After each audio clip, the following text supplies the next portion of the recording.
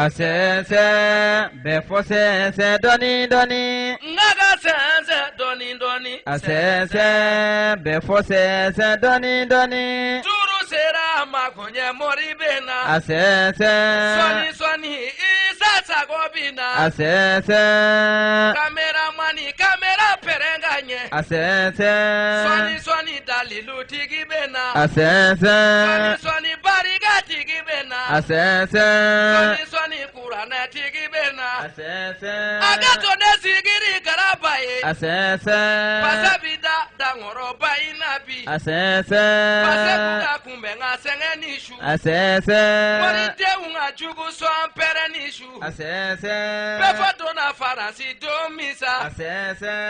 Kapere fujira tu babu de unaye. Asese Befo mori ojanyo odiarila. Asese Befo dona siga so domina. Asese Paisa ojanyo odiarasa. Asese Befo tara sabali bugu dugu kono. Asese Katogo soro sabali bugu dugu kono. Asese Mone bode ojanyo odiarila. Asese Janyo before chemine che uyesa. Asese Dangoroba ojanyo odiarila. Asese Befo bora dangoroba ulaja. Asese Befo ya bariga tigiyesa. Asese Mori de unga nangama de ngodo. Asese Befo dona Senegali dugu kono. Asese Kurane tigi ojanyo odiarila. Asese Foli bedi kanumba jama bema. Asese Ka foli di lameba jama bema. Asese befo sense doni doni. Mori de unga nangama dembina. Asese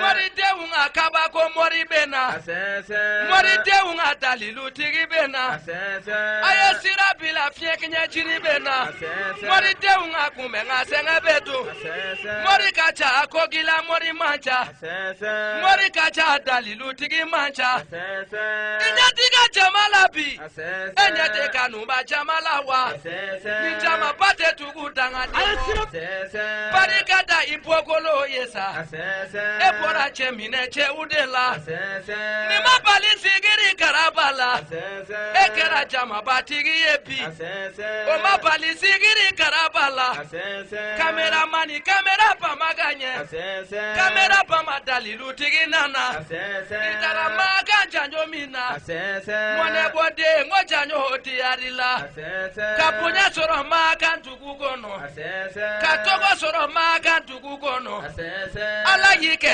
asasi tigi yepi. Asese Osabu bori bangi banyumandela. Asese Mori deunga kale mutigi nishu. Asese Mori deunga dalilu tigi nishu. Asese Farafinchiri bora mori kekele minye. Asese Mori deunga wadudu mori nishu. Ade ya barika tigi yesa. بسم الله الرحمن الرحيم الحمد لله رب العالمين اللهم صل على سيدنا محمد وعلى اله سيدنا محمد وسلم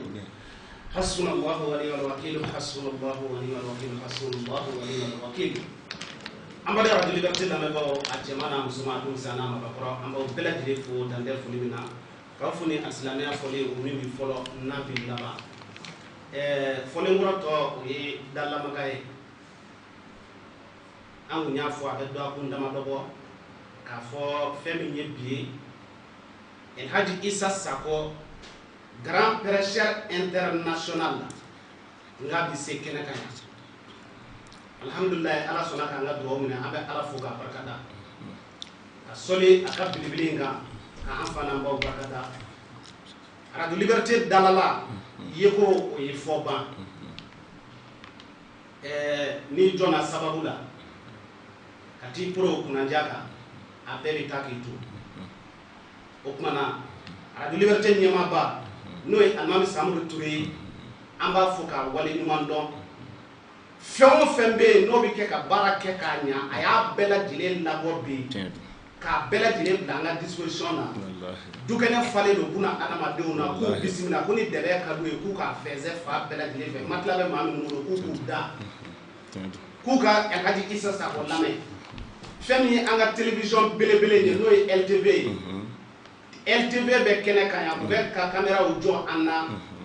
caméra numérique u jɔlen don an na fa bɛɛ lajɛlen fɛ yan nɔ caméraman min bɛ kɛnɛ kan yan LTV bɛ yan ORTN bɛ yan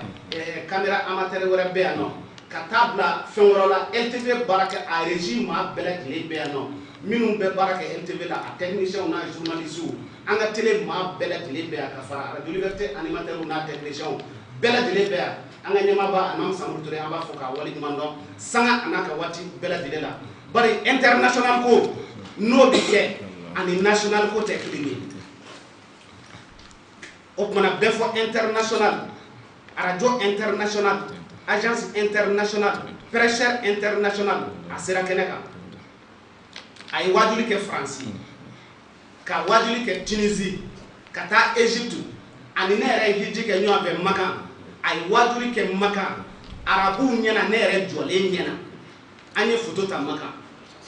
o kumana bɛɛ fɔ sera kɛnɛ kan dulokibaw donnen don dulokiba ŋaaraw donnen don fɛn min ye kala ye o dalen don a kun na kɔlɔsi b'a bolo Mali bɛɛ kɔlɔsi fila dɔrɔn de bɛ yan a bɔra n'a ye Makan kelen bɛ ale bolo a ye kelen di Ɲɔrɔ Sidibikɛ ma laji duloki min filɛ ne yɛrɛ kan na salon bɛɛ fɔ nana ni nin ye ka bɔ Makan k'a d'a dɔgɔkɛ ma ko ka taa di a so nin ye duloki in don ko fɔlɔ ye kabini salon hiji fo ɲinama don n ko bɛ ɲina ne kɔnɔ k'a don bɛɛ fɔ ka nani na o laji duloki international de filɛ ne kan na bon bɛɛ fɔ a denkɛ international fana bɛ an bolo kɔrɔ yan n'o ye Kader ye Kader an ka cɛkɔrɔba bisimila an ka sɔrɔ ka don ni walanda ye ayiwa a diyara n ye bisimilahi rahmani rahim an bɛ an ka kuma daminɛ ni Alahu subhanahu wa ta'ala tɔgɔ barikama ye masa min y'a fɔlɔ n'a b'a laban an bɛ sɔli Aminata den ni Abdulayi den kan Muhammadu Rasulullah kisi ni nɛɛma b'a ma nin ye ne Kader Sakɔ de mankan ye radio Liberté kumaso belebeleba in kɔnɔ 97.7 kosɛbɛ o tuma an bɛ radio Liberté lamɛnbaa bɛɛ lajɛlen fo donc commune fɔlɔ fo wɔɔrɔnan yɔrɔ janama ni yɔrɔ surunama Mali kɔnɔ ani Mali kɔ kan an bɛ bɛɛ fo ka bɛɛ waleɲuman dɔn wa k'u bɛɛ ni ce ko bɛɛ ni baraji radio Liberté animateur na animatrice k'u bɛɛ salamu aleykum wa aleykum salam o tuma an bɛ radio bɛɛ fɔ international lamɛnbaa bɛɛ lajɛlen fo Mali kɔnɔ ani Mali kɔ kan diɲɛ fan 14 diɲɛ seleke 4 diɲɛ fan bɛɛ fɛ sabu ni wagati in na radio bɛɛ fɔ international a kelen bɛ ka i sɔgɔ radio Liberté la 5/5 diɲɛ fan bɛɛ lajɛlen tulo bɛ an na n'Alahu subhanahu wa ta'ala ka diɲɛ o tuma an bɛ club des amis de la radio bɛɛ fɔ international maa kelen-kelenna bɛɛ fo k'a daminɛ an ka directeur belebele la n'o ye Abdoulaye Konate ye n'u k'a ma ko bɛɛ fɔ ka vie an ka présidente ɲuman tanti Ami Jayi Senu plateau la a yɛrɛ bɛ jama na ko bita in tɛ fɔ a kɔ an b'a yɛrɛ fo k'a waleɲuman dɔn an bɛ an ka animateurs fo k'an ka animatrices fo fɛn o fɛn sen ye kɛnɛ sɔrɔ an b'u bɛɛ fo k'u bɛɛ waleɲuman dɔn an b'an ka délégation fana fo délégation minnu wulila ka na an ka nin karamɔgɔ belebele in bilasira n'o ye Alhaji Isa Sakɔ di karamɔgɔ bɛɛ fɔ Mori Minɛ Mori grand prêcheur international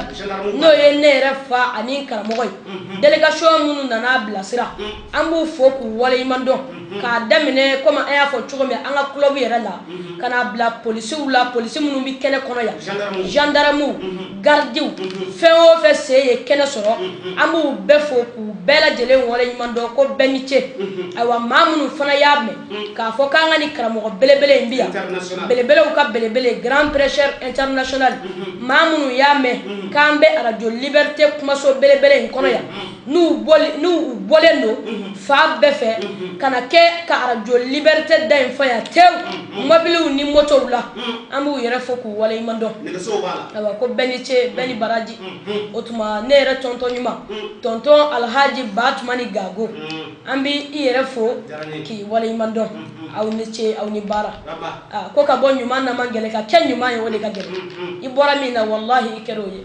kabini sunkalo daminɛna i bɛ ka waajulikɛla barikamaw wele ka bɔ diɲɛ fa bɛɛ fɛ u kana waajuli kɛ radio Liberté kumaso belebele in kɔnɔ wa n'i ye min tɔgɔ mɛn i da a bɛ k'i kɔnɔ k'i b'o de fɛ ka tɛmɛ a bɛɛ kan o tuma o b'a yira k'i b'a bɛɛ de fɛ an b'i fo i ni diinɛ kanu an b'i fo i ni diinɛ dɛmɛ an b'i fo i ma mɔgɔ woloma ayiwa ka radio Liberté lamɛnbaa ni limana bɛɛ fo bi i ka wele sera maa min ma maa dogolen tɛ maa dogolen tɛ Alhaji Issa Sako di karamɔgɔ bɛɛ fɔ grand prêcheur international ba wade dan sanji soya sene mɔden tiɲɛtigi basegu den nɔɔrɔtigi waajulikɛlaw ka bali kɔlɔci kɔlɔ mɔri minɛ mɔri bacɛma fara fiɲɛta fili wo ti taa n'a ye tile ti jɔ a kan ne ko ten ko kaba Allahu subhanahu wa ta'ala ye diɲɛ da fɔ bi daga tɛ sa naga tɛ kɔrɔbɔ ala tɛ sa ala kira ti jeni tasuma ti turu ala ye den min da masaya kama a tɛ sɔn k'o fitinin fa bamuna la abada wa ala ye dunukɔrɔ min da faji dafɛla kasi kama sɛgɛ tɛ se k'o den ta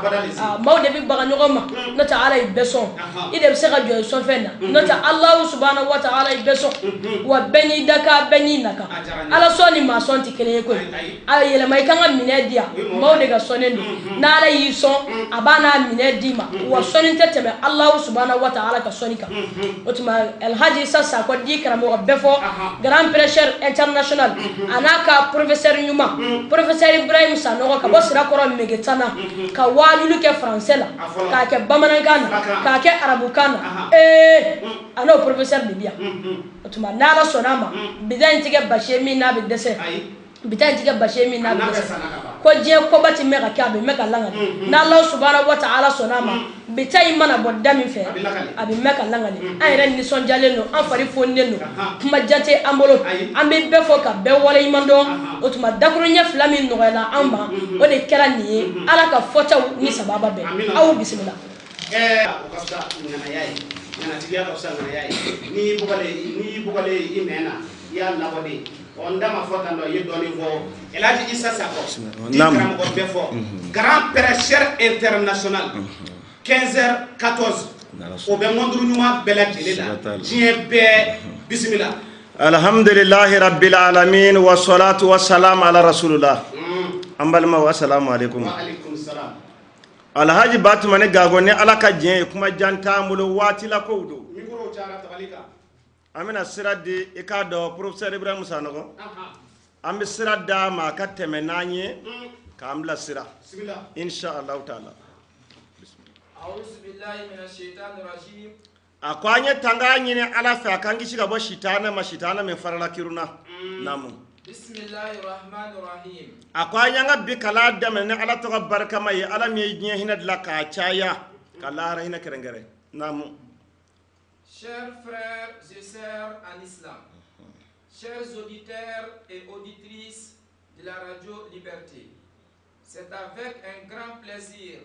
qu'au nom de notre délégation, de tous les membres et les sympathisants de l'association islamique Saadatul Abadiya Kunadia Bada Bada Tom, je vous transmets, ainsi qu'à tous les animateurs et animatrices, techniciens et techniciennes, le président directeur général Samori Touré de la radio Liberté,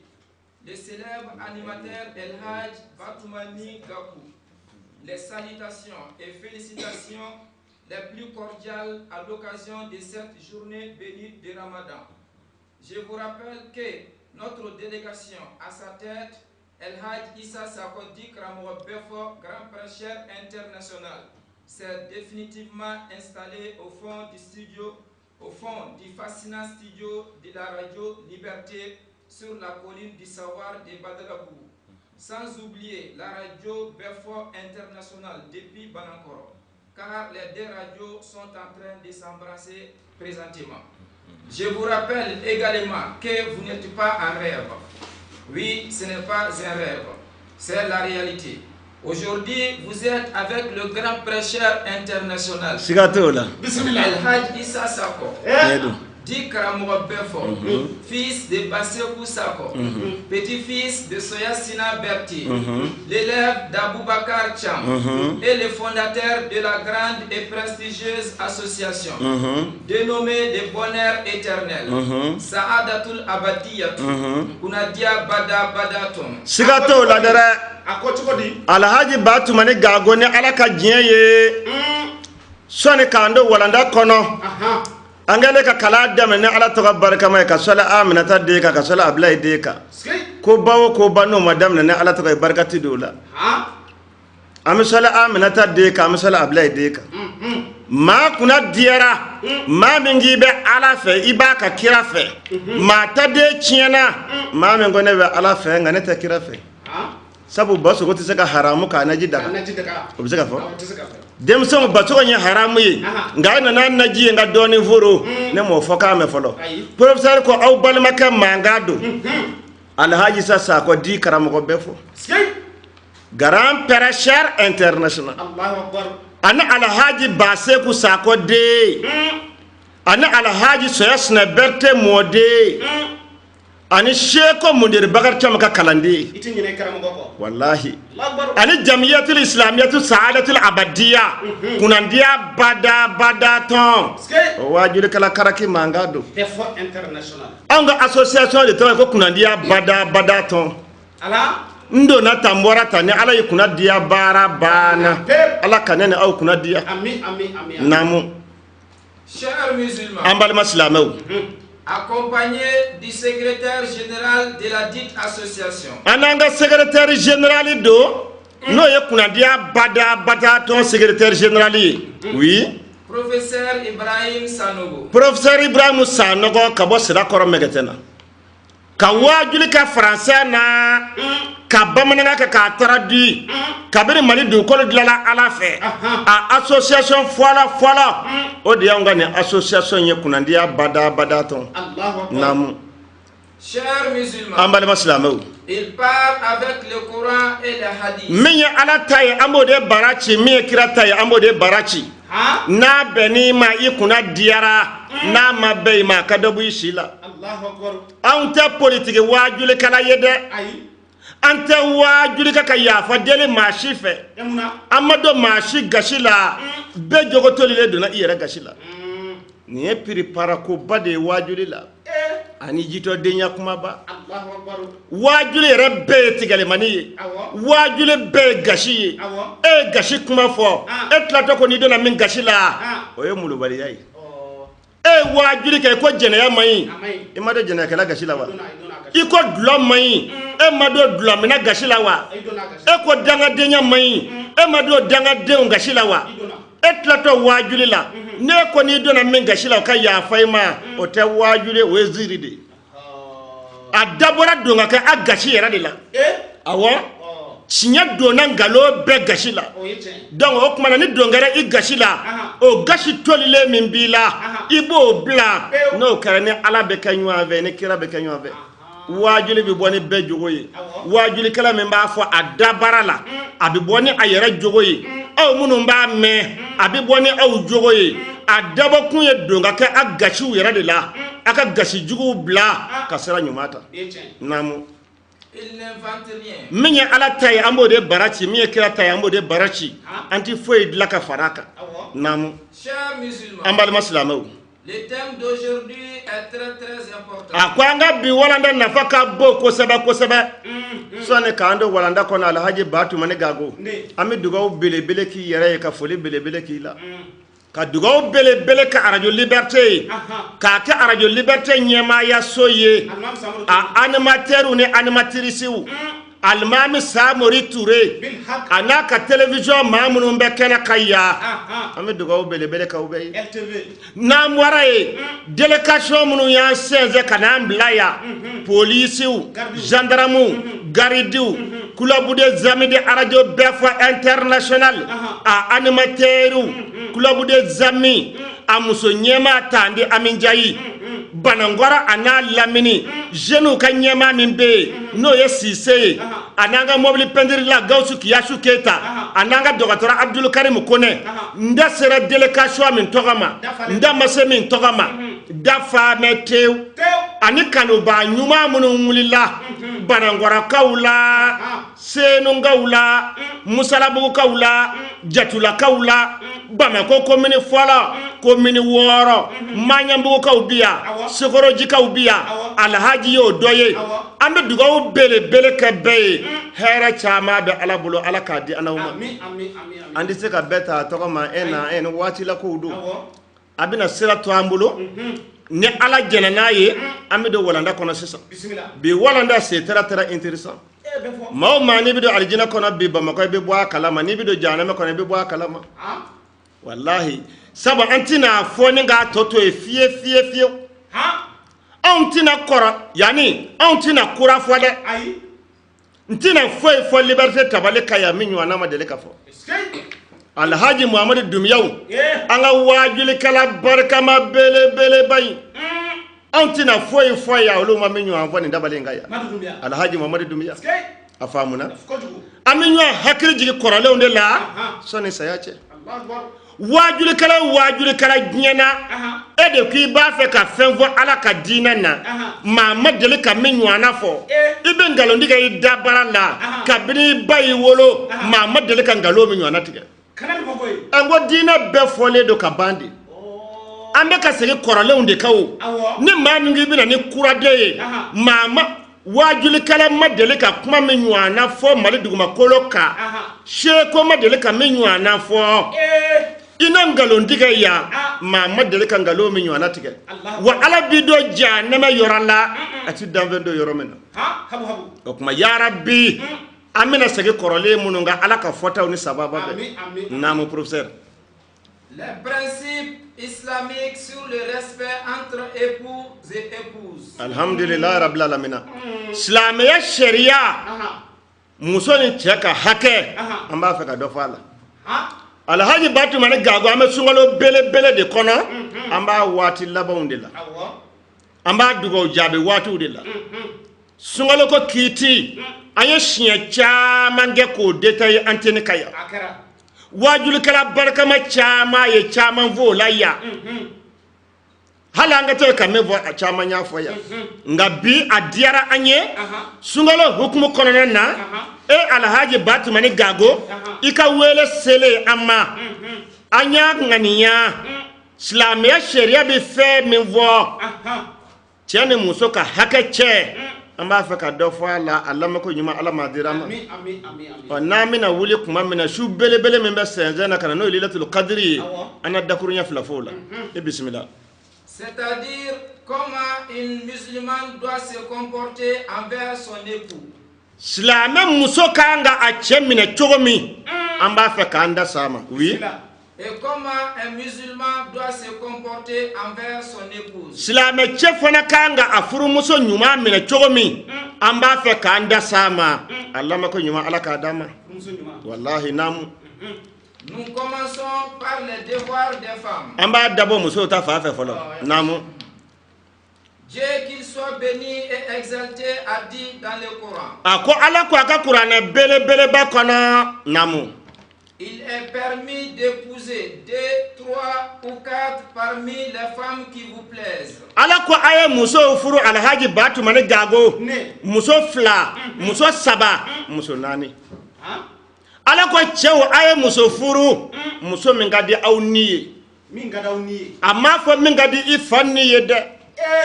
amma fo mingadi ibanniye de amma fo mingadi karamogo niye de ko awye muso furu muso mingadi ayera ni namu. Mais si vous craignez de n'être pas juste avec celle-ci, alors une seule ou des esclaves que vous possédez. Konga chau nasrana atina seka ladriya amuso nani ni nyanje ko kada muso kelema che ko ni mana fakun chugo muso kele ko ni kanga seko ka dega noni Qur'an de ko wa ini kifutum na ausrana Allah ta'dilu ko tina seka ladriya muso ni nyanje ladriya mo le kata katle uni nyanje o ya doye o damate muso nani afangatila ika kurisi jala tise ka be satisfait o fana ladriya doye koni cheminya do I faible lendo dondo ikan dondo imai ki kada muso kelema ko de kausa ka muso nani furu ka jenga uni nyanje ala ko aye muso furu muso mengade awni dutigi chokoro baw aw munu be ka ja ko ya furu ke ka adenga uja ko ya fu ka muso do furu muso me mandu niye nu ya furu na muso modelo ye poso ne ku kono aw bido aja ko ya ja nemena Allahu akbar aw munu ba de muso fana de chema chemi manda ye ja ko ya la na ye poso ne ka che kono abido aja ko ya ja nemena na mu professeur kuma silamɛ sharia ko muso ka furu fila saba naani cɛ wo cɛ mana muso duuru furu i bɛ jɛnɛya la duuru cɛ bɛ se ka muso 100 furu mais o ti furu k'u to ɲɔgɔn kunna i ye dɔ furu o furu sara i bɛ dɔ ta i ye dɔ furu o furu sara i bɛ dɔ ta hali ni ala jarabi sera maa min ma i muso bɛnna 100 ma o la sharia mu haramu nka ka muso 4 ni tɛmɛn'o kan k'a duuru bɛɛ dafalen to yen kun waati kelen i bɛɛ jɛnɛya de la nka ca an ka jamana laban karamɔgɔ dɔw la bi k'u ka jɔnmuso ko banna pewu pewu cɛ wo cɛ muso mana tɛmɛ muso 4 kan ala ka diinɛ sira kan i bɛɛ jɛnɛya de la ala ka ne na aw kisi a ma naamu professeur vas-y. Dieu qu'il soit béni et exalté a dit encore. a ko ala ko kuranɛ belebeleba kɔnɔ tuguni naamu. Et parmi ces signes il a créé de vous pour vous des épouses. a ko a bɛ ala ka kabako belebelew la ala de ye adamaden muso da ka bɔ adamaden yɛrɛ la diɲɛ muso bɛɛ bɔra cɛ la musow a ka bɔ o ye bonya da ye n'an ye dɔ fɔ musow ka fɔlɔ muso juguw ka fɔlɔ n'ala sɔnna an bɛ tila ka dɔ fɔ cɛ juguw fana ka taabolo kan nka an bɛ musow de ka kan kɔnɔ fɔlɔ a faamuna wa muso ka bɔ mais muso n'a ka bonya bɛɛ bɔra cɛ la n'u y'aw nɛgɛ a ye musow hey aw ka bɔ nka n'a ka bonya aw bɔra cɛ la diɲɛ muso bɛɛ bɔra an fa Adama na a numan bɛ galaka kolo la an fa Adama dilanna ala fɛ ji ani bɔgɔ a dalen sunɔgɔ la a numan bɛ galaka kolo de samana k'o k'an ba Hawa ye o de y'a to muso kɔrɔ ka di ni cɛ ye musow dilanna sogo de la cɛ dilanna ji ni bɔgɔ la muso kɔrɔ ka di ni cɛ ye muso san 30 cɛ san 30 i b'a fɔ k'a mɔmuso don a faamuna sani k'an fa Adama wuli ka bɔ sunɔgɔ la a sina k'an ba Hawa dako ɲumanni sigilen sɔrɔ a kɛrɛfɛ a nisɔndiyara a fari fonina a jarabi y'a minɛ an fa Adama girinna k'a bɛ gɛrɛ an ba Hawa la k'a bɛ kafoɲɔgɔnya tɛmɛ u ni ɲɔgɔn cɛ tubabu ko rapport sexuel mɛlɛkɛw ko attention ka sin ka muso ɲuman ye ten haraki ko kuma na i bɛ dilanko ɲɛnabɔ attention est-ce que i y'a furu siri o don an fa Adama ko mɛlɛkɛw an ba Hawa furu bɛ siri cogo di mɛlɛkɛw ko a ka salatu kɛ kira kan a ye salatu kɛ kira kan o sɔli barika ala ye an ba Hawa daga an fa Adama ye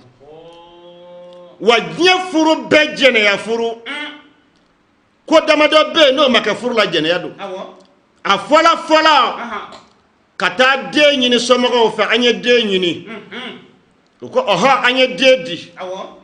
furufɛn ye 2000 ye i jɛnɛ n'a ye k'i ba sara n'i ye dɔ bɔ a la muso dagara wa hali n'i ma foyi bɔ a la u k'u y'a di e ma i ko ɔhɔ n y'a minɛ i jɛnɛ n'a ye k'i bɛ furufɛn sara ni ko tɛmɛna i n'o muso cɛ n'o ye kafoɲɔgɔnya ye ni den sɔrɔla la halala den don a bɛ se ka maga alikaba seli o den bɛ se ka maga alikaba seli a kɛcogo ɲuman ala m'a dira ma o tuma ko a bɛ ala ka kabakow la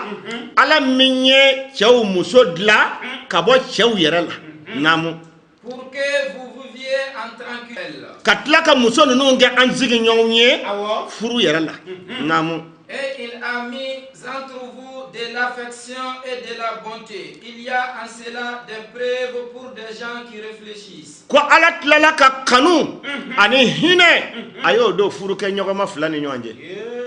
ko nin ko in ye kabako belebeleba de ye ni maa min bɛ taasi ala ka kabakow la ala de ye diɲɛ cɛ bɛɛ i muso ye i yɛrɛ dɔ de ye a bɛ kuranɛ kɔnɔ tan de wa min ayatihi an kalaka lakum min anfusikum azwajan o tɛ wa an kalaka min anfusikum azwajan ko a bɛ ala ka kabako belebelew la ale ala de ye bɛɛ muso dilan ka bɔ i yɛrɛ la i muso ye i dɔ de ye ko a ye hinɛ ani makari don ani ɲɔgɔn cɛ wallahi furumuso hinɛ kan ka furu kɛ minɛ furumuso hinɛ kan ka furu kɛ i muso hinɛ kan ka i minɛ furu kɛ fana a hinɛ kan ka k'a muso la ala de ko tɛ kuranɛ kɔnɔ nka bi o de dɔgɔyara hinɛ banna furu caman na bi kanu bana furu caman na bi a tɔ kɛra nata de ye bilahi muso caman bɛ cɛ caman kun na u b'i kunna nata de la étage min b'i bolo villa minnu b'i bolo i bɛ faransi ta ka sɛgɛ min na i bɛ amérique ta ka sɛgɛ min na nafolo minnu b'i bolo i bɛ société i bɛ jɔyɔrɔ min na gouvernement kɔnɔ muso caman sigi m'a cɛ kunna nin sababu de la nata kanu ani hinɛ o dɔgɔyara bi mɔgɔ bɛ den sɔrɔ muso fɛ ka tila ka taa ye kanu dɔgɔyara i n'o cɛ hinɛ dɔgɔyara i n'o cɛ e m'a dɔn o ye diɲɛ laban taamasiyɛn ye wa ala yɛrɛ de filɛ ka nin fɔ kuranɛ kɔnɔ ko ale ala ye hinɛ ani makari ala y'o don furukɛma fila de ni ɲɔgɔn cɛ o dɔgɔyara bi fɔ kelen kelen an t'a fɔ a banna pewu mais a dɔgɔyara naamu. Le prophète paix et salut soit sur lui a dit. ala kira ko ala ka nɛɛma kisi jiri kira kan naamu. Oh les jeunes. a ko ya aw denmisɛnnin jamakulu cɛmisɛn gurupu kira de bɛ ka aw wele naamu. Celui d'entre vous qui a les moyens de se marier qu'il le fasse. a ko ne muso furu se bɛ aw ye a ye muso furu dɛ naamu. Cela empêche les yeux de regarder les femmes d'autrui. ala kira ko n'aw ye muso furu a ko muso furu a ka ɲi adamaden ɲɛkisɛ ma a b'i ɲɛkisɛ tanga ka bɔ i tɔɲɔgɔnw furumusow ju kunna filɛli ma a fɔra tan de naamu. Et protège également les sexes contre l'adultère. ko wa a bɛ tila ka i woro furanjɛ tanga ka bɔ jɛnɛya la o tuma ni muso furu se b'aw ye a ye muso furu ala kira de y'a fɔ kala rasulillahi sallallahu alaihi wasallam ya shababul muslimuna man istata'a minkum al-ba'ata falyatazawwaju ko ne muso furu se b'a a ye muso furu mais ni muso furu se t'a ye a y'a to ye diyagoya tɛ a tɛ diɲɛ sɛbɛnfɛn foyi la ko n'i ma muso furu i bɛ don jahanama kɔnɔ nabila isa kira don nabi ɲuman don a ma muso furu a bɛ alijinɛ cɛmancɛ la nga kira ko n'aw ye muso furu a ka ɲi i yɛrɛ ɲɛden fila ma n'i y'i ɲɛ haraki la walitaw nɔfɛ laji dɔ t'i yɛrɛ de bolo ni dɔ b'i bolo sɔnni ka tɔw ta lajɛ i b'i yɛrɛ ta lajɛ foyi t'a ta la min t'i ta la nga jɛnɛyakɛla de hakili la ko dɔ bɛ kura in na min tɛ kɔrɔlen la n'o tɛ foyi t'a ta la min ɲɔgɔnna t'i ta la i ta de nege bɔ min la k'a sababuya kɛ i mɛnna ka kojugu silamɛw ala m'an bɛnna sababa ma sɔli ala rasuli vas-y. Et celui qui n'a pas les moyens doit gêner. wa kira ko ni muso furu se tɛ maa min ye a ye sun don sun de bɛ adamaden dɛmɛ ka i nege maîtriser kira de ko ten ko ni cɛmisɛnnin min y'a dɔn furu ka se tɛ e ye k'i ka to k'i ka sun caya sun bɛ kɛ sababu ye ka belebele bɔ adamaden nege la nin sunkalo in na caman b'a kalama musotigi caman b'a kalama k'a sɔrɔ kalo ma jɔ i tun bɛ maɲaki la cogo min na kɔmuso kɛrɛfɛ sunkalo in na i tɛ se ka kɛ ten abada sabu dumuni i tɛ dumuni min kɛ tile fɛ o bɛ caman de bɔ sawa la o tuma sunkalo in bɛ ka maa caman a bɛ dɔɔnin bɔ puissance la anw m'o fɔ ko kira de y'a fɔ ko ni cɛmisɛnnin min y'a dɔn muso furu se t'i ye sɔnni i ka to yaala baden la sufɛ dugutilamaw fɛ k'a fɔ an b'a kɛ cogo di muso t'anw bolo o de bɛ k'anw bila yaala la heyi k'i ka sun wala naamu. Le gel est une protection. ko sabu sun o y'a dama tangani de ye ka dɔ bɔ nege la naamu. Le prophète paix et salut soit sur lui a dit. ala kira ko ala ka nɛɛma kisi jiri kira kan naamu. On peut marier une femme pour 4 choses. a ko muso bɛ se ka furu koɲɛ 4 kama kira de y'a fɔ ko ni maa min ye muso furu koɲɛ 4 kama k'i ma kojugu kɛ naamu. Premièrement, a ko a fɔlɔ son argent. ko muso bɛ se ka furu a ka nafolo kama nafolobatigi den don b'a fɛ k'i ma kojugu kɛ kira de ko ten naamu. Deuxièmement, ko a filanan sa beauté. muso bɛ se ka furu a ka cɛɲɛ kama a cɛ ka ɲi komi jinɛ woloso n b'a fɛ k'i ma kojugu kɛ naamu. Troisièmement, a sabanan sa dignité. ko muso bɛ se ka furu y'a faamu a bɔkolo bonya kama n'o y'a danbe ye ko muso bɛ se ka furu a danbe bonya kama ko n'i y'o kɛ i ma kojugu kɛ naamu. Et enfin, quatrièmement, sa religion. a ko a 4nan kira ko muso bɛ se ka furu a ka diinɛ ɲɛ kama. oui. Je vous recommande de l'aimer pour sa religion, pour ne pas regretter. Wakira ko niye muso furu aka dina nye kama ko de hera ka bona be ko nimisate o de kofe niye muso furu aka chenye kama na chenye na ni jogo nyuma makala laji fute ni ya furu ko dambe batiki do ni jogo nyuma makala fute ni ya furu aka nafolo kama no do makari kono ejigi matige ngania muso furu aka dina nye kama muso dina tigi o de ba che mena kanye muso dina tigi o de bi jando a che kan na furu la muso dina tigi o de bi de umara kanye che kofe o kuma kira ko fazifaru bizati dini turubatu yadaka kanga ka muso dina tigi nyuma furu ala ka no ya amma namu Dieu qu'il soit béni et exalté a dit. Ala kira ko ala ka neman kisi jide kira ka namu. Les hommes ont autorité sur les femmes. Ako chaude semendia ledo. Chaude fanga kabone muso utaye wa chaude kanga jo muso udoni koro. Namu. En raison des faveurs que Dieu a accordées à ceux-là sur celle-ci. Ka sababu yake ala edo usa yaka temedoka. Aya edo usa ya doyi. Namu. Et aussi à cause des dépenses qu'ils font de leurs biens. Kwa ka sababu yake chede jo meni muso doniye. Wa chaude be muso usafe au mo fwade ala de yafo. Rijalu kawamuna ala nisa'i. Chaude kanga jone muso doniye. Adiara mami yo muso kabo ma amadia mami yo muso kabo nga muso na kabo nya be cheta kono. Wa nyebe muso ti usaya cheyede chaude ka usa muso wi. Na mo fwade ala de yo fo Qur'an ko lo de ato mekafo. Ako arrijalu kawamuna ala nisa'i chaude kanga jo muso doni koro. Ako sababu ya mimbala chau ka usani muso wiye. Chaude ye uka dépense boka muso la do sokono. Katanga fedu ila kanani iye halibi kame kika usanye o usamandia bebomi kabakulu muso bisaka usaya chewa adama de bora fan fanati usaya yi jiebe denshite kika usani fai nga de kuna bidia kateme afataka ekara islami fakara kafiri ikuna kadinayi nga imam sayi ma bora fem nati usaya nayi wajnya muso bebora chewdila ko kuma ala ko qur'ana kono ko chewde ka nga jo muso doni koro ko ka sababu yake wa bima anfaqu min amwalihim ka sababu yake halika de chewye woro taminge ka muso samaka do sokono na woshijiye ko be adam of samandia yi na mo fwada ala de yafo wa ala de ko qur'ana bele kono ako muso nyuma de muso ye muso memba chela bato fasoli hatu kani tatu ala ko muso nyuma de muso ye memba chela bato muso joni chela ete muso baraka maye e de ba fi chema ko si c'est pas Jean c'est Paul wallahi te muso nyana maye muso kwa chema si c'est pas Jean c'est Paul ite deji wolo sigati me ko todi adiko ne muso manya ka chela ti de marka mawulu hali fenya na mamunu mba mulo ya afonfe muso ma sabalila ala e barka do abedela Wallahi. nduga ni fla betika shisoge abinyo shisoge ngani makorobo ye nduga nde ye torola obi warde de muso ma kwa yabla munyo hera senduga dema nduga muso sabalila ni nduga nke mago jora nduga muso la kafonyo nyana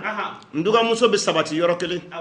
ati boli ka boli yoro chaya ni nduga nga matla ti ta yoro la ala yo barka do nduga dela ni mago yaye gele yalla o ba blan no yalla Wallahi. nga fali fle fen toro ma fali toro ledu fen ma toro fali toro ledu ati lafiya na ma bugo ni bere banodo o sababu ye munye ni fali ke mako jora fali muso la kafo nyogonyana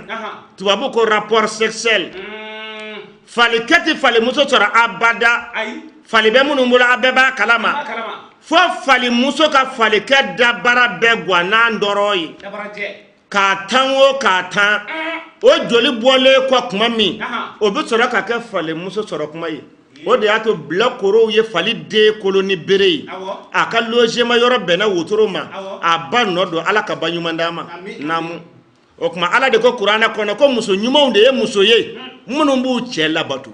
namu et protège ce qui doit être protégé. ko muso nyumaw de ye muso ye ala k'u ka fɛn min tanga u b'o tanga fɛn min ni tanga ni ka kan u b'o fɛn tanga i b'o dɔn wa ayiwa a bɛna saya ma namu Pendant l'absence de leur époux. i cɛ kɔfɛla la hala ɲɛna fɛn min ni tanga ni ka kan n'o bɛ e yɛrɛ muso in na ye k'i k'o tanga i cɛ ɲɛna do wo i cɛ kɔfɛ do wo k'i k'a tanga dɛ namu Avec la protection de Dieu. ko sabu ala yɛrɛ de ko a ni tanga ni ka kan o sidɔnnen don namu Le prophète, paix et salut soit sur lui, a dit. ala kira ko ala ka nɛɛma ni kisi jiri kira kan namu Lorsqu'un homme invite sa femme dans son lit. a ko ni cɛ o cɛ y'a muso wele ka taa dilan ma namu Et qu'elle refuse. muso in banna pewu pewu pewu i cɛ b'i wele k'i da k'i ɲɛsin ma e b'i da k'i kɔ don i cɛ ma ka sɔrɔ k'i da k'i ɲɛsin kogo ma k'a na gɛlɛn den o k'a sɔrɔ kogo min furu siri kira barikama ko ala ka nɛɛma ni kisi jiri kira kan a ko ni diɲɛ cɛ o cɛ y'a muso wele ka taa dilan la na yata dɛ ka taa da yɔrɔ la hakili b'a tɔ dafa namu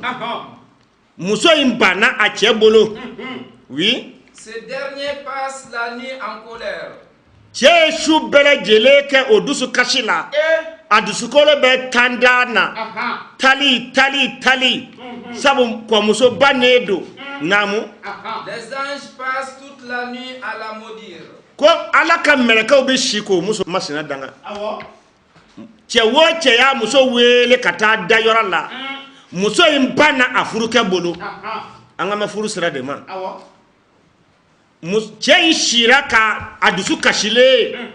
a tension montelen don sabu ko muso banna ale bolo ko ala ka mɛlɛkɛw bɛ si k'o muso modèle danga ala m'an kisira ma namu Le prophète, paix et salut soit sur lui, a dit. ala kira ko ala ka nɛɛma ni kisi jiri kira kan oui Une femme n'est pas autorisée de jeûner en présence de son époux sans lui demander la permission, excepté le ramadan. alhaji batumani gago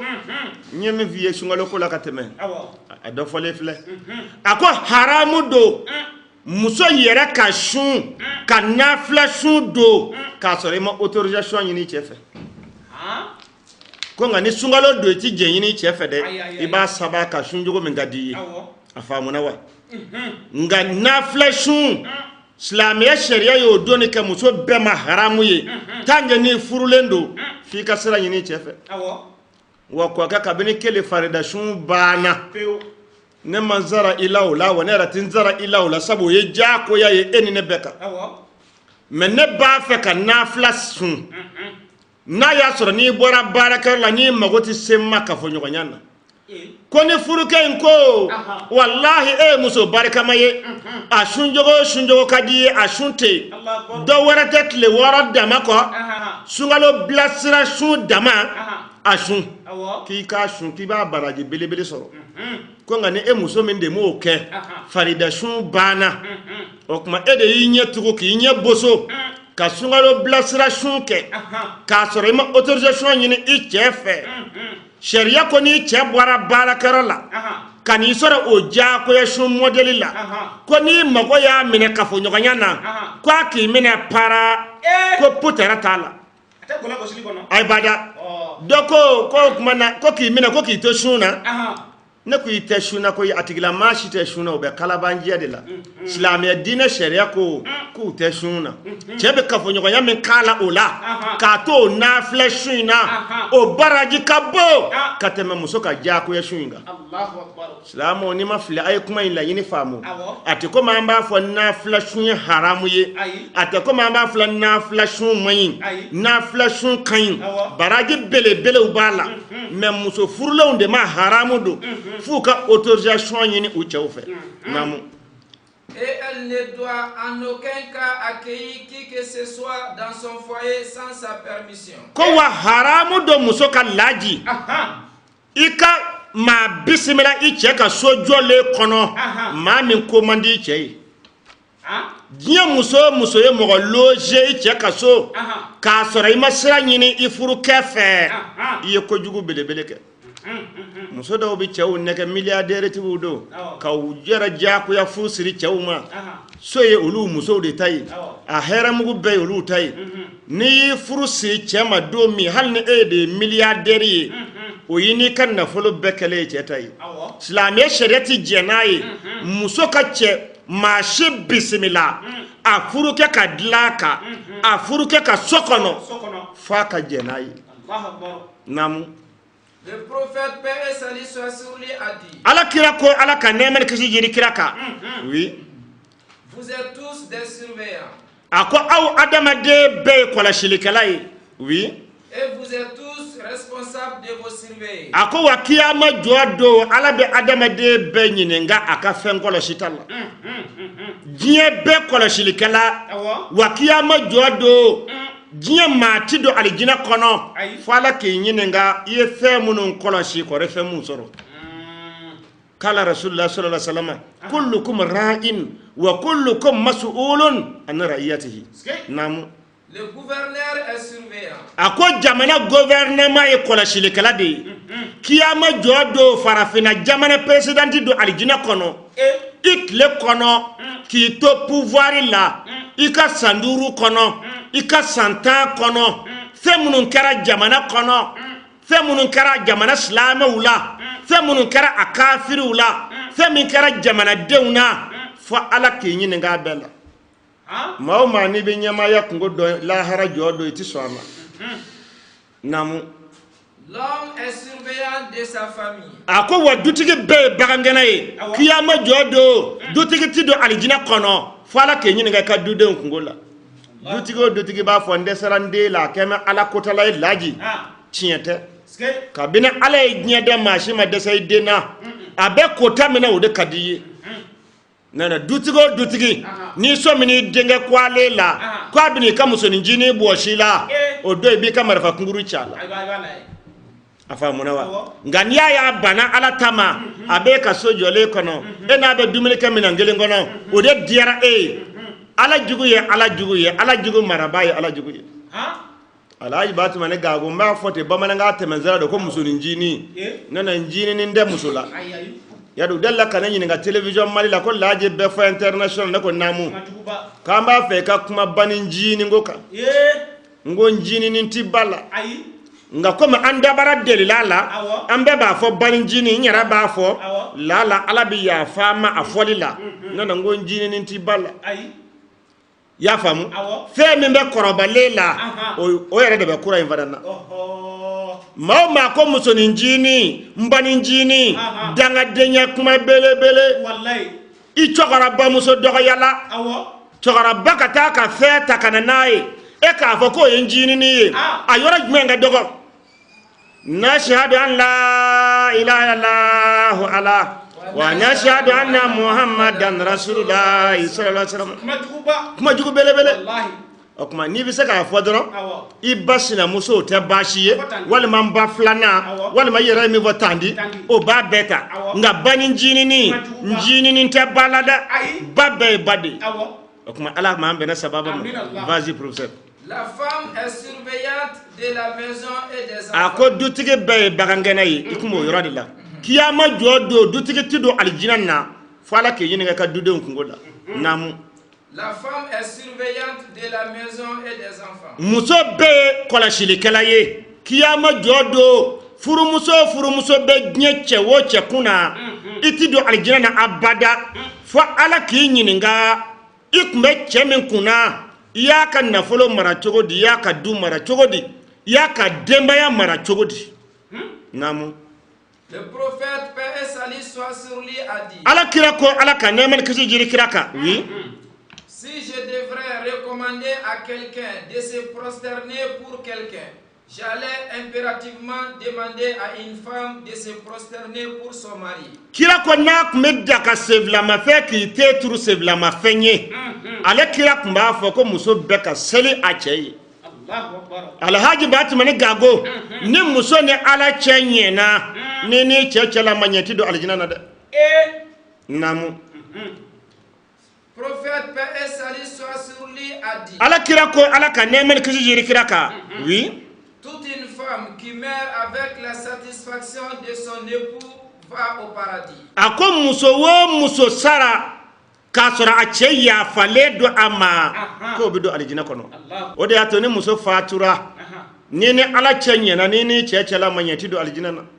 Muso dɔw b'u cɛ dusu kasi o ye kasi den da ye. U cɛ ni tigɛlen dusu kasi fɛ o bɛ sɔrɔ k'o muso susiri ka n'o da ko cɛ ka yafa ma. Cɛ bi jagoya yafa ma k'a sɔrɔ a ma se cɛ kɔnɔ. Wa y'a faamu ko muso muso ni sara ka bɔ diɲɛ kɔnɔ ni ni ala cɛ ɲɛna ni ni cɛ cɛla ma ɲɛ i ti don alijina kɔnɔ. Ya Rabbi an ka muso barikama ala k'u n'u cɛw cɛla ɲɛ. Naamu. Prophète paix et salut soit sur lui a dit. Ala kira ko ala ka nɛɛma ni kisi jiri kira kan. Oui. Une femme ne cesse pas d'angoisser son mari dans ce monde si bas.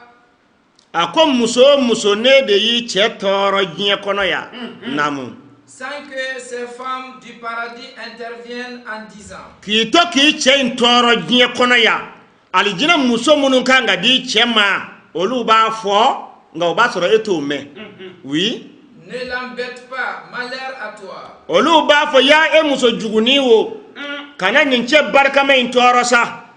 Oui. Il n'est pas à toi. Nin cɛ barikama in t'e ta ye koyi. Oui. Dans peu de temps, il te quittera pour nous rejoindre. Nin cɛ barikama in ye anw alijinɛ musow de ta ye. Sɔɔni sisan ni diɲɛ banna aw ka adamadenya banna a bɛ segin ka kɛ anw de furukɛ ye. O kuma muso barikamaw n'a tulo bɛ nin na a kana cɛw tɔɔrɔ a kana cɛw dusu kasi. Muso muso n'i bɛ k'i cɛ dusu kasi k'i to k'i cɛ dusu kasi alijinɛ musow b'i danga u b'i wele k'i danga k'i kunna koyara ko a ɲuman bɛɛ sɔnni ka sa ala ka se ka yafa i ma. Naamu.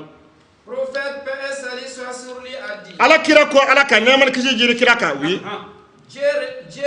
ne regarde pas une femme qui ne remercie pas son mari et qui ne peut pas le quitter. Ako ala kira ko ala ka nɛɛma ni kisi jiri kira kan ala tɛ muso si filɛ ni hinɛ filɛ la ye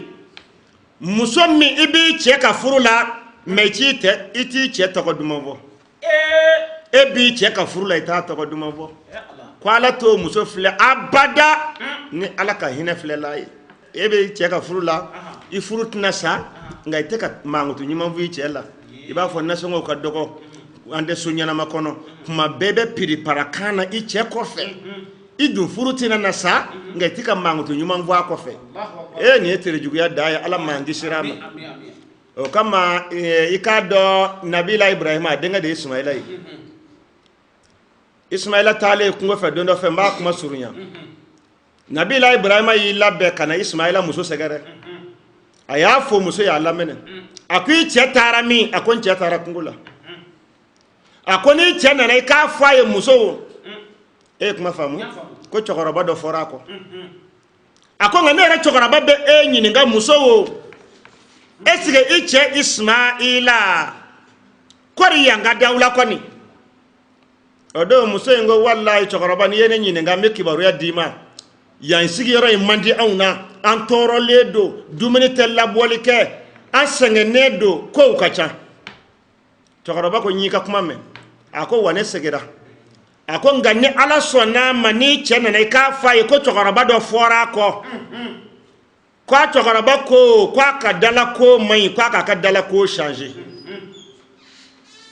ismaila nana min kɛ muso y'a fɔ a ye ko cɛkɔrɔba ɲuman dɔ fɔra i kɔ yan a ko n k'a f'i ye k'i ka dalako man ɲi k'i ka dalako changer o kɛra min kɛ ismaila ko a ko n furumuso a ko cɛkɔrɔba min nana yan i b'a sɔrɔ a ye e ɲininka de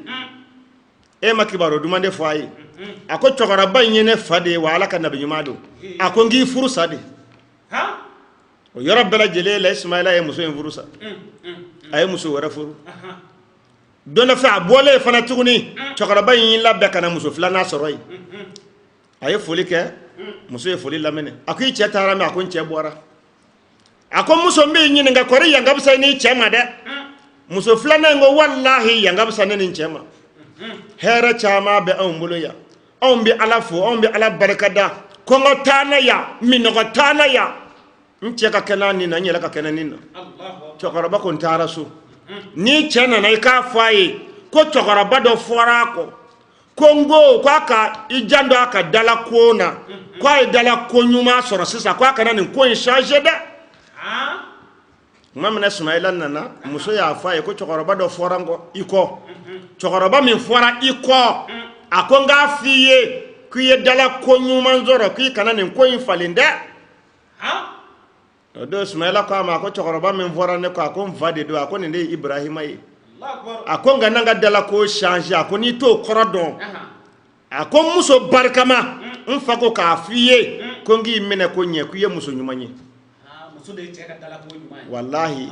ako osorla iyere jogo de fe iye mangutu nyuma min fonga ki tonga furula o de diaran faye o de ato akonne ki tombolo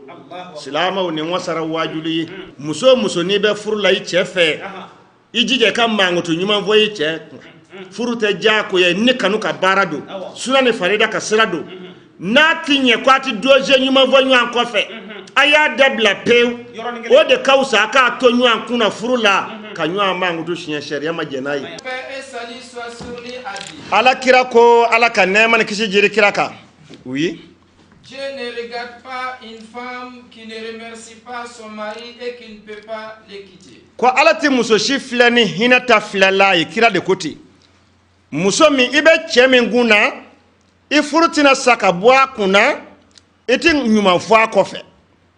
ni ngani ajugude ya dai ibe che kuna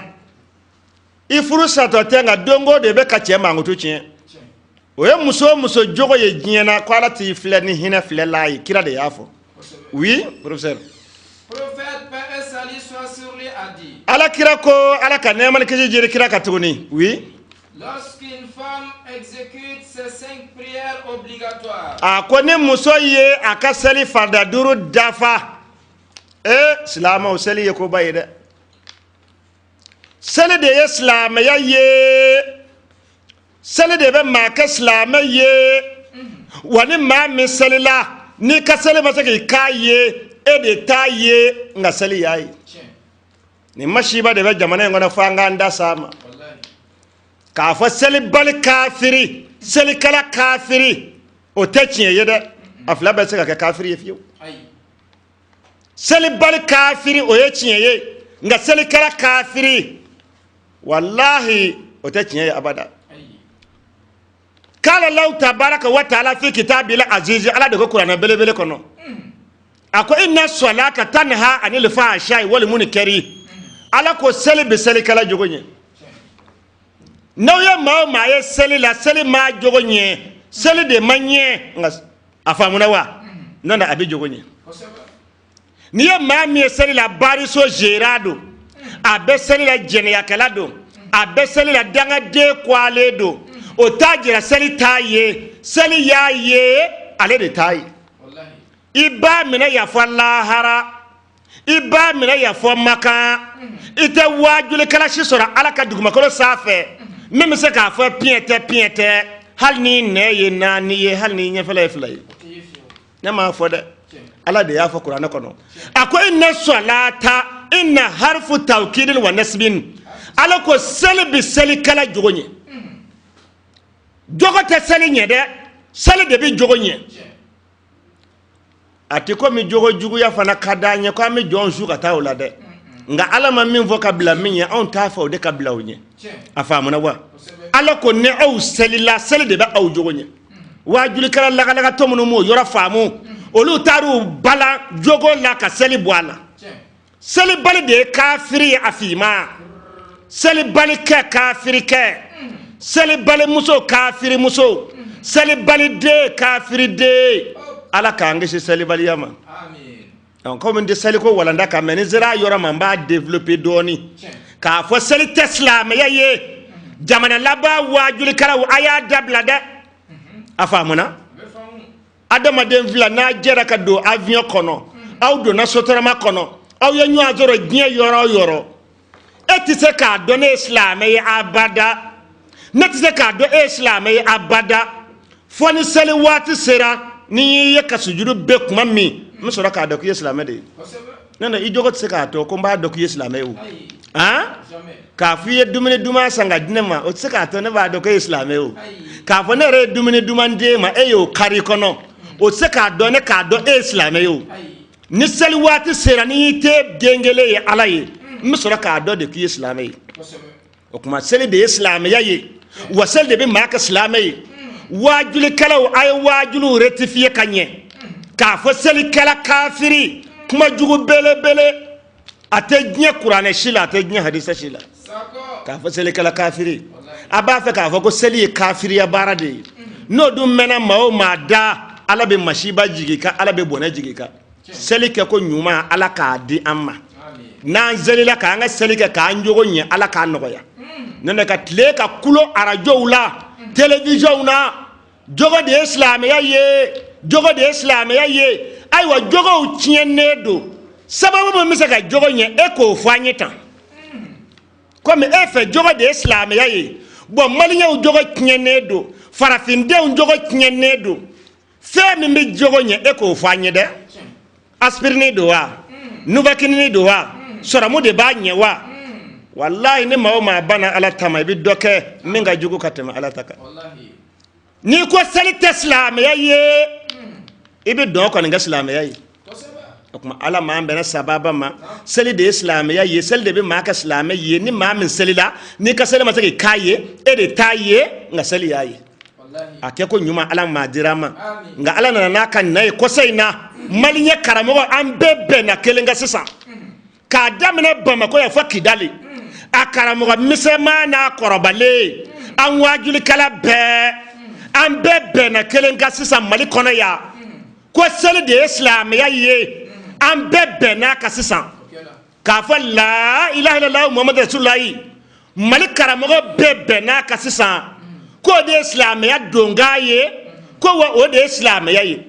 o de ato ambe ka fanga soro sisa koronvela la afa muna wa sabu koronve mo kunna nendo ko mali islam jamana ye ko la ilaha illallah muhammad rasulullah ku be ko fo ko tu ka islam ye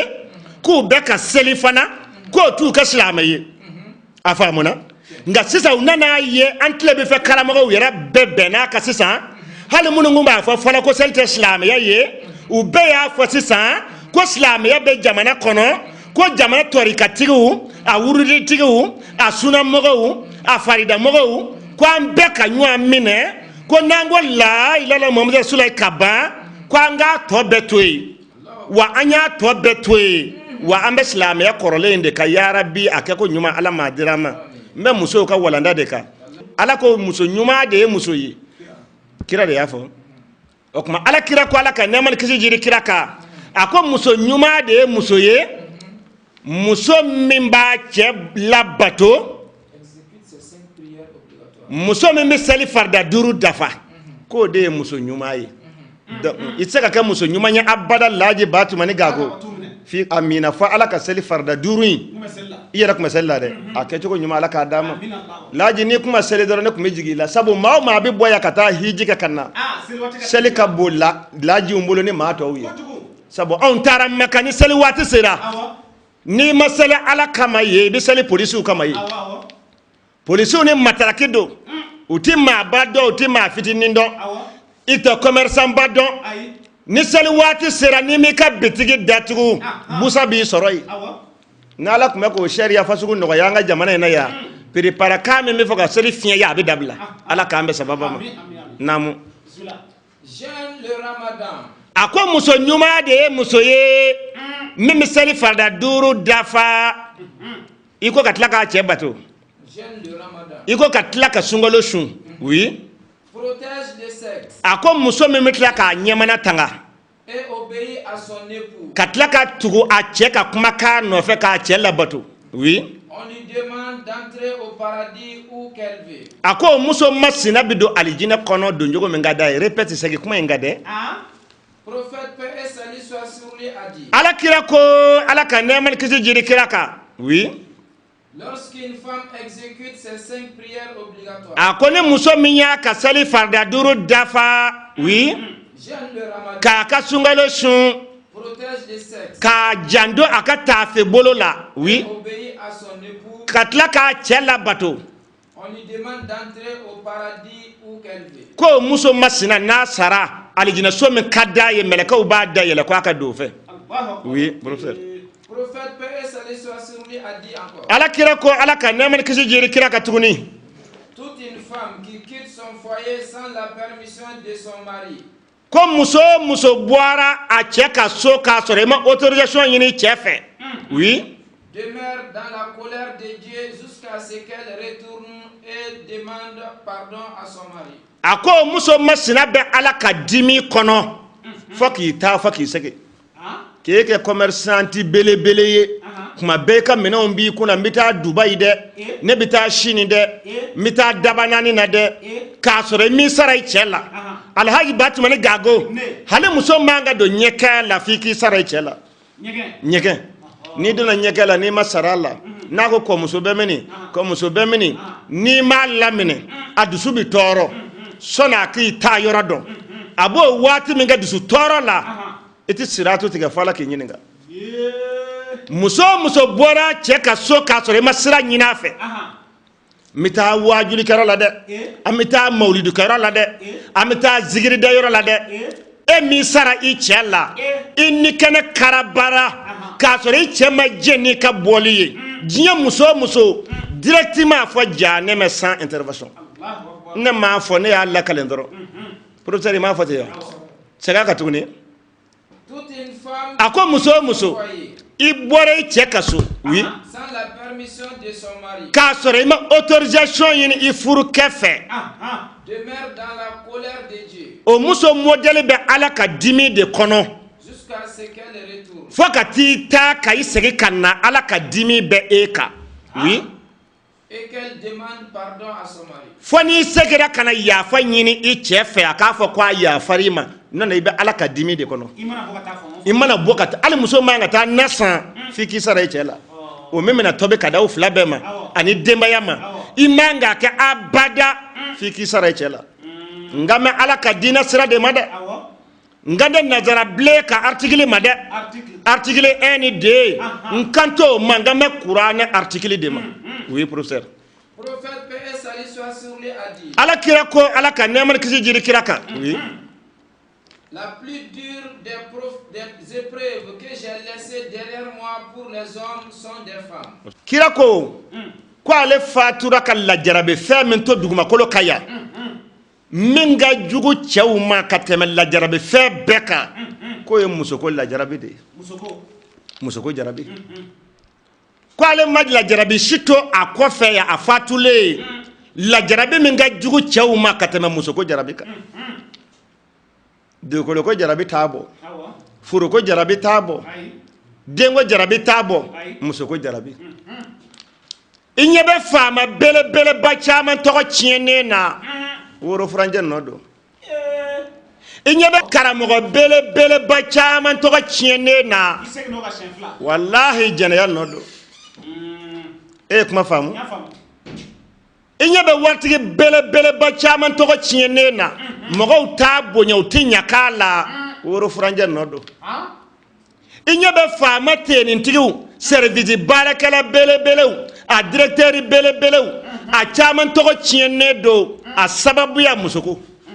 daw tay ngalo daleyula mais daw tay chien yera de jogo min be ka fode ko be directeur la de jene ya nege jogo min be ka fode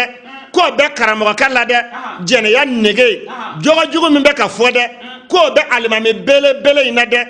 anaka jalamugo bade comme château jeneya billahi la ilaha illa huwa ma mi jando woro franjalla ibido janame yorolay masigini minyi ngella ko fiye kateme ngo Abdul Aziz jere ya fanye segu ko chamanje sababe ma ni mi jando ala ni sara directement fo janame sans intervention a fola sira ba chamanje aye kuma moto bolila u fe ani mobili bolila u ka sira ba autorisation nyini ka kala ka don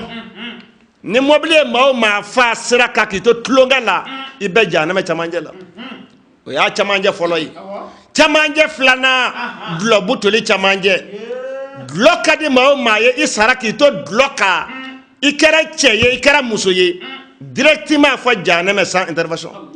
chamanje sabana wali muso chamanje kuma be ibirle do vela ka soro i halala te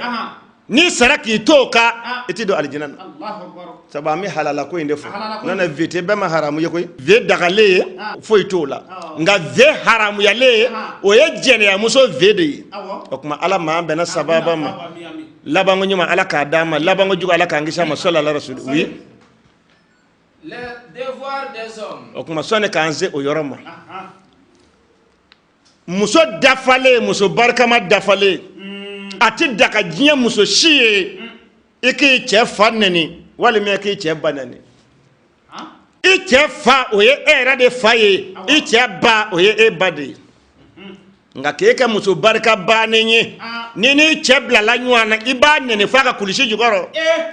ka soro shuma ko mago be sama barka bado dina majanaye ne kontara ebi che fanani ebi che banani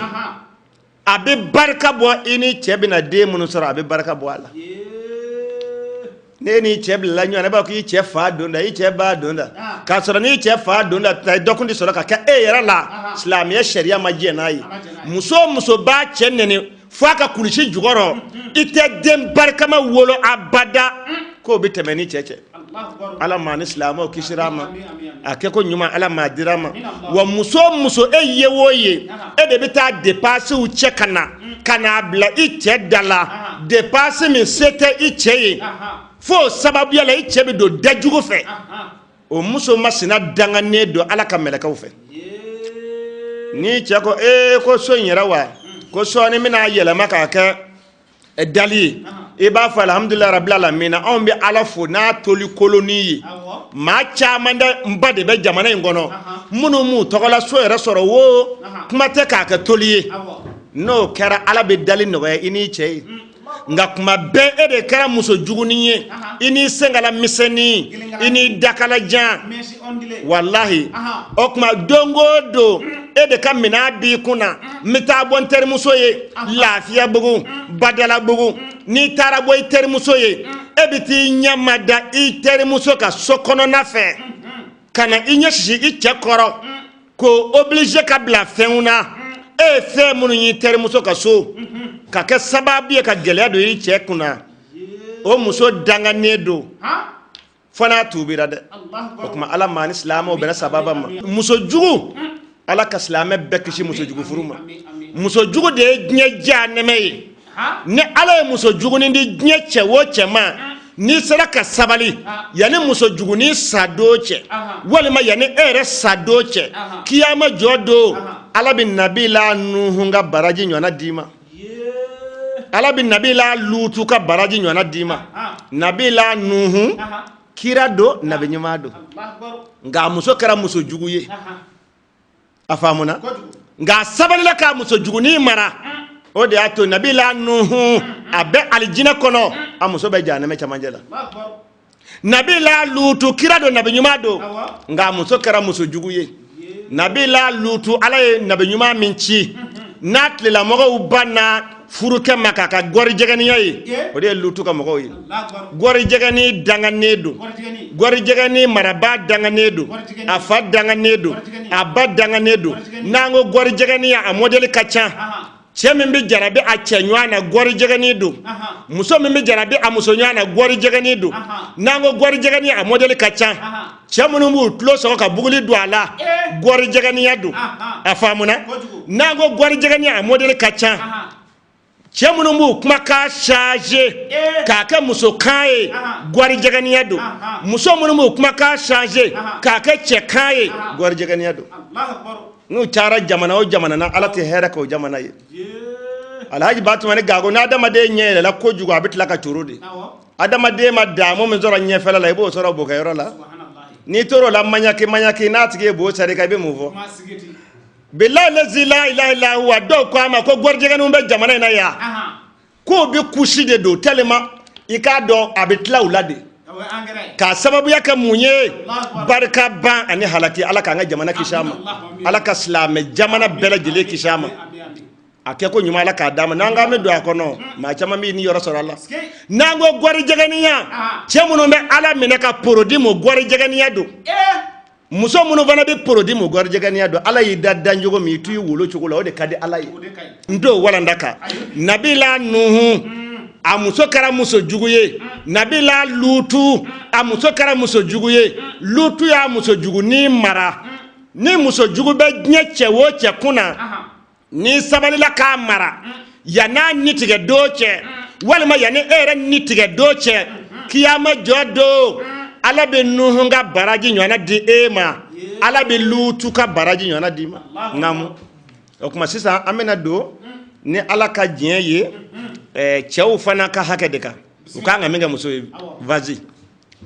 Et quant à elles ont des droits équivalents à leurs obligations conformément à la bienséance. Ako chekanga fonfenge musoye ka bonye muso kanga fonfenge uchewuye ku bonye onwa na fana wajibi ale do chew fana ka muso bonye muso ye ma ba uye de mama ke kabo muso kabo de ni ya me wajuli kala abaye musoye ni ya me jamana president de république abaye musoye bakote gwanzanye ala ka banyuma dine ne awuma ala ibatu mane gago envelope fon fena jamana ngono ma shitika awanaye ni yere batogo madaika ni kara na folotigi na ma fi man na folotigi bele ba halibe amanye ni kara sungurunye na ma fo sunguru ba alibi maka nyumaye ni kara doni baye na ma fo doni ba bele ba halibe amanye ni kara shiene kalaye na ma fo zom bele ba halibe amanye na ma fo animateur ba amanye wajuli kala ba amanye okuma bakote gwanzanye ala ka banyuma dine ne awma muso kangu chawbonye anyo fo sisa muso kanga chebonye ni fewo fenye sharia ko chefana kanga muso bonye no onyu anayi billahi la ilaha illa huwa ni ala deli dela ni mi deteliya ka difference ko ala ka ka dem barkamaye ala ba ka muso yi muso barkatiki katani cheye muso dugaw de katani cheye adiara maye oye chiye amadia maye oye chiye dutigi ni de soro muso bala chew bala muso dugaw de katani cheye hejita watu suru nyanedo muso dama men keme sababu ye ka bahiji ka balma hiji o kacha kateme cheme me ka mago hiji ka che chama be na fulo sora mago be flana ngola ni flana babula mago be sabanan ni sabana babula mago be nani nana ni nani na ba kuna amago be etage de la walma imebulu nga muso nae hera sora achelala ka hakili baba de la anaso mago kuma ya rabbi muso baraka makacha ala ka ambe ni muso baraka maye oui. Mais les hommes ont cependant une prédominance sur elles. Akonga ala subhanahu wa ta'ala de ye chew daraja bonye muso sanfe oui. Et Dieu est puissant et sage. Wa ala de masa bele baye wa ka kiti tika choko kayi oui. Dieu qu'il soit béni et exalté a dit encore. Ala ko Qur'ane bele ba kono namo. Et comportez-vous convenablement envers elle. Ala ko aya muso mina kanye oui. Si vous avez de l'aversion envers elle durant la vie commune, il se peut que vous ayez de l'aversion pour une chose où Dieu a déposé un grand bien. Ako adola fe do be o mandi awye abo kon ala be se ko ko era ke herai e muso do mandi be ka kon asebe ala yo de bi da dembara kama era wolo iye I donda la sababu ya rebe soro de minade ite I muso imi fede asebe ala ye o de bi no bangi iye o ja ta ala ko Qur'ana kono asa an takrahu shay'an wa yaj'al lahu fi khayran kaseera namu Dieu qu'il soit béni et exalté a dit. Ala ko Qur'ana bele ba kono oui. Vous ne pourrez jamais être équitable entre vos femmes même si vous en êtes souciés. Ako chewo autina saka la diriya muso ne nyuanje halina kadi awye nga au kana jenge ni dana o de mande alay nanda alay re kan arda Qur'ana kono mogo ni nibila ni e femvla jira tigila kelenta kelen ka di ye ka tɛmɛ kelen kan o ye wajibi ye sa muso fila i bɛ se k'a fɔ i dabara la n b'aw bɛɛ fɛ mais kelen jarabi bɛ ɲini k'i sɔn tigɛ ka tɛmɛ kelen kan maa t'o dɔn o ala yɛrɛ de b'o dɔn i la o b'i dusukun de la o de y'a to ala ko kuranɛ kɔnɔ walan tasati'u an ta'dilu bayna nisa'i walaw harasum a ko aw tɛ se ka laadiriya musow ni ɲɔgɔn cɛ komi ala ko cogo min yɛrɛ yɛrɛ k'o ka gɛlɛn ko nka aw kana jɛngɛ ni dan na oui professeur vas-y. Mais ne vous penchez pas tout à fait vers l'une d'elles au point de laisser l'autre comme en suspens. Ko nka a kana jɛngɛ ka taa muso fa kelen fɛ jɛngɛya dan na k'a kɛ komi foroko kɔrɔ dulonnen kabini i mana filanan ta ka fɔlɔ ka i ma bɔ a la k'a kɛ komi u bɛ ka fɛn wɛrɛ k'i la silamɛya sariya ma jɛ n'a ye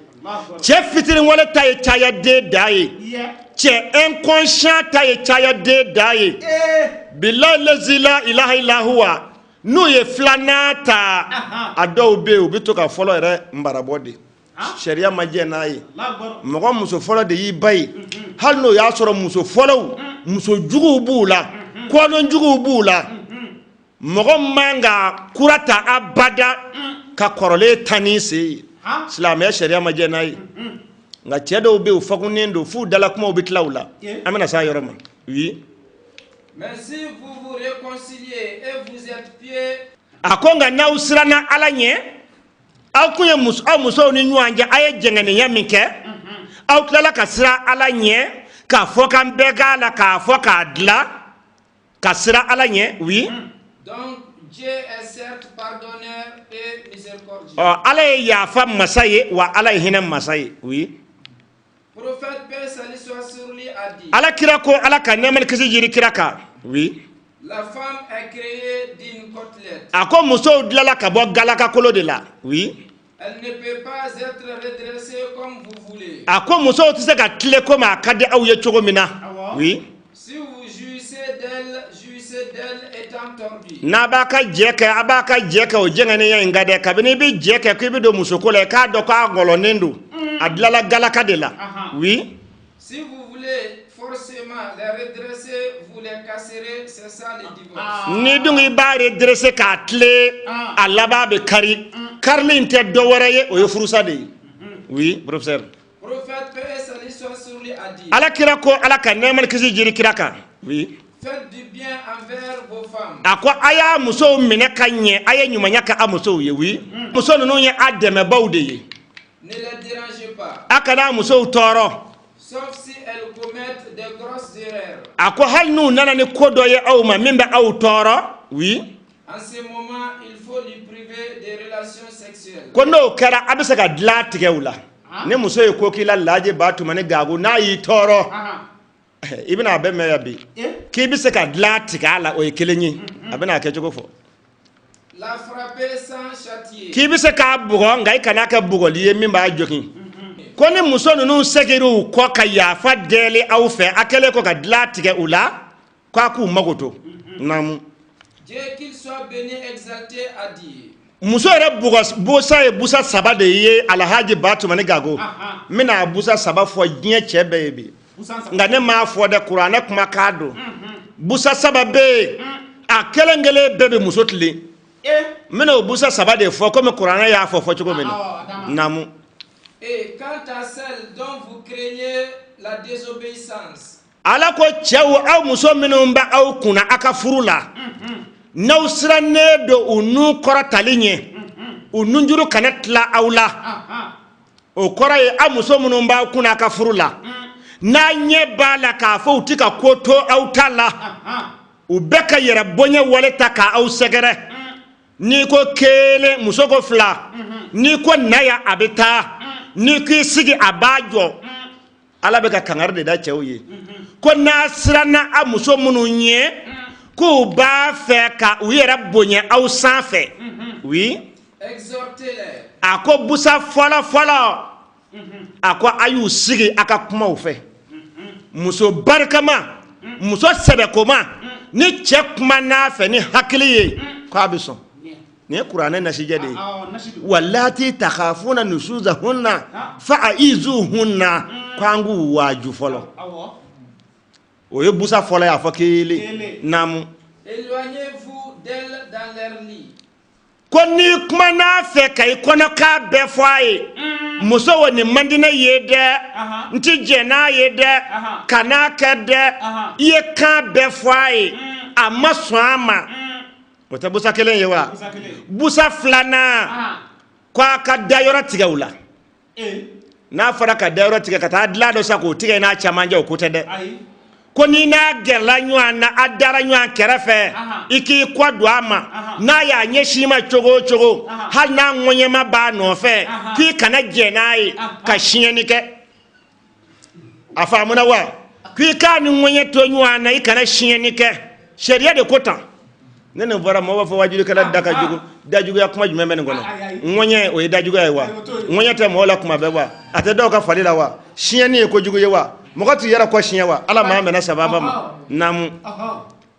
Et frappez-les. e busa fly va musisa ko ni ya do iye kofi muso ye amajenai abeka yera bonye takika furu segere ni ye fofen va ti jenai ala ko qur'ane kono ako busa saba mimbe akui kai muso insigi ka kuma fe folo Allahu akbar ko na kara muso barkamaye ko kuma banye wallahi ko ni kuma manye ki kadla tigala ikani yera dama fiyo na ya sura na mi ka furumina ikanu bala no ye chinye ye yere mimi dla tugala no nyua nwere tabolo kene ma fiyo kwa bison itaima nga jamana laba ina bi ni dla tiga bi jamana laba muso chama be abete de abete amba fo chama kabina ala nyeda muso barka matiba ne yo fo jamana wajuli kala be beneni mai beneni laba ye yere neni de ye be machinye wa beti do janame kono ni bekum do janame kono ala kundi aljina dilla okuma ko muso yi ni kuma na fe akachana ni muso barka mado kwa beson ko na mason ko ni edla tigala ka fo nyonya tawche to ko rapport sexuel kwa kachana na kunye ikanuye ni ma wera tabolo mimo bara inkala kwa beson gason ikakumama nga bijama na laba ina be muso chama be ni edla tigawla ubatu kwala na sanzira fe kadlati gay furu muso la ka sura abita wurut la yorala abita zigiri da yorala abita balani vo yorala abita soare ka yorala yedlati ga iyere de la o flashima busa sabana ko e bere o ba soro okuma na fali joli doni bola fali joli doni be muso la o magote cheka damirila amagati ka nyemununa amagoti ka kumana halni kumana foki dafara amagotola amagote ka dlantigalila o magobe fe mina bere de ba ale marché fali joli doni be muso la kuma be bolokurunga mana bola komina o bi soro ko de dabla o te muso nyuma jugo yi ala mangi chirama ne muso nunu segere o ko okuma ikumeka min la nyina fe na segera ko ka illa bato ko kuma aka laje aka yafa uma aka nasara wara tamanu yefiyo silamo ala mambe na sababam na mu wati manjable wi Dieu est certes haut et grand. ako wa ala subhanahu wa ta'ala de masamenga sekora tarakabu oui professeur Le prophète paix et salut soit sur lui a dit ala kira ko ala ka nemal kisi jeri kiraka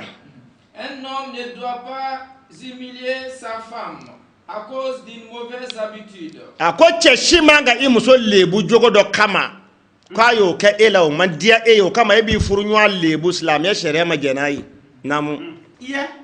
ebo korodo wa abina fa ebe kai muso lebu feminga mako mande eyala o echedo ka nyini tai abe ko me muso do obi kuma sa example da chocho ledo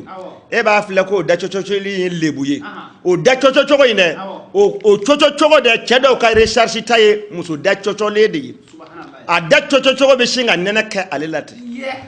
choco fiye eti so sevlati ko tama muso be olu ta sengele ndiko ta fede olu be nambara o de ta fe muso be no lu ye nambara o ka rapport o sentiment la kale iye e be ba sevlati ko tala kuma in kɔrɔ ye o de ye ko i kana i muso lebu ko a ka ca na e b'i muso lebu jogo min kama ko o ye dɔ ka ɲinita de ye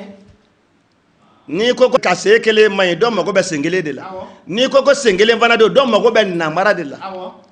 namara ka action n'o fɔra i ye musow fɛ walahi i bɛ jɔ senfilatigiw ta la ko cɛ ɲuman bɛɛ kan ka i muso balo halala dumuni de la naamu ko a ka kan i k'i muso fɛɛrɛ bɔ fini na fini min se bɛ e ye oui ko wa a man kan i k'i muso bugɔ k'a jɔkin oui kuma tɛ k'i muso danga cɛ o cɛ ka baara ye k'i muso danga ala tɛ barika don i la n'i ko i muso ma ko a tere ka jugu e tere ka jugu n'a ye i ɲɛ bɛ muso tere jugu fɛn o fɛn na diɲɛ kɔnɔ cɛ tere jugu de b'a furu cɛ min ka tere juguya ka jugu ni muso in ta ye o tuma a tɛ bɛn abada cɛ k'a fɔ ko ale muso tere man ɲi ko kabini n y'a furu ma hɛrɛ sɔrɔ kabini n y'a furu marisiw dabilala